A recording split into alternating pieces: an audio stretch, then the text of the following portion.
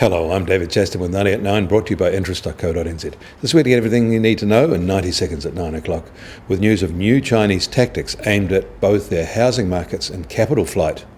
But first, on Wall Street this morning, all three main indexes hit record highs amid gains across sectors, led by financial and energy stocks. And the number of Americans filing for unemployment benefits fell last week to lower than expected levels, back to near that 43-year low, and 11% below the same period a year ago. The drop in the US 5-year break-even rate, a market measure of inflation expectations, is the biggest two-day slide since the immediate aftermath of the Brexit vote. Investors have been bidding up prices of treasuries as a safe haven asset, and that is behind the sharp slide in wholesale rates. However, we are seeing a bit of a bounce in trading today. Behind the safe haven debt is a lot of junk.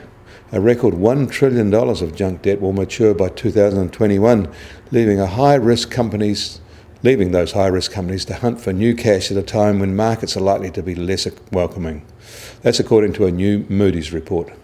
Speculative-grade companies have $1.06 trillion of debt maturing between 2017 and 2021, with the bulk of it, $933 billion, coming due after 2019.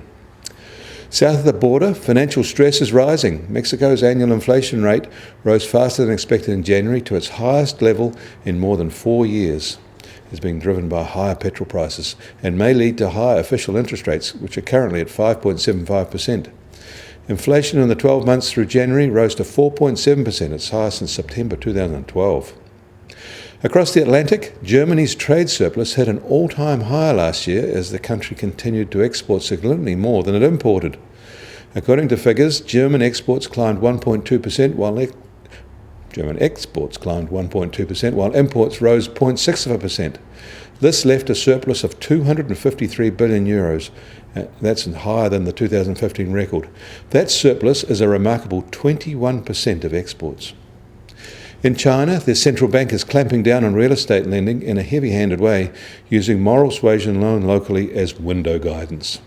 They're requiring Chinese commercial banks to slow the ability of their borrowers to draw down on their loans. Their aim is to tighten the disbursement of credit to keep property prices in check and prevent capital flight. There are growing numbers of nervous sellers and frustrated buyers. In New York, the US Treasury 10-year yield is higher today, up about 3 basis points, now at 2.39%. Yesterday in New Zealand, local swap rates took a sharp dive, with the 2-year retreating to rates we last saw in December 2016. Given today's Wall Street lift higher, expect to see a bounce off yesterday's lows.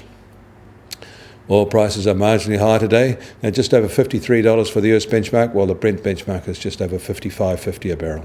The gold price is lower, however, down $10 and now at $1,232 an ounce.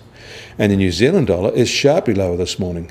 It dropped following yesterday's RBNZ comments, but overnight the move has been more about a resurgent greenback.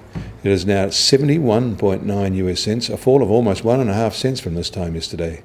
On the cross rates, we're down as well, but not by as much, at 94.2 Aussie cents, and against the euro at 67.4 euro cents. The TWI is now down to 77.3, a full 1 point fall on the day. I'm David Chaston. That was 90 at 9, brought to you by interest.co.nz.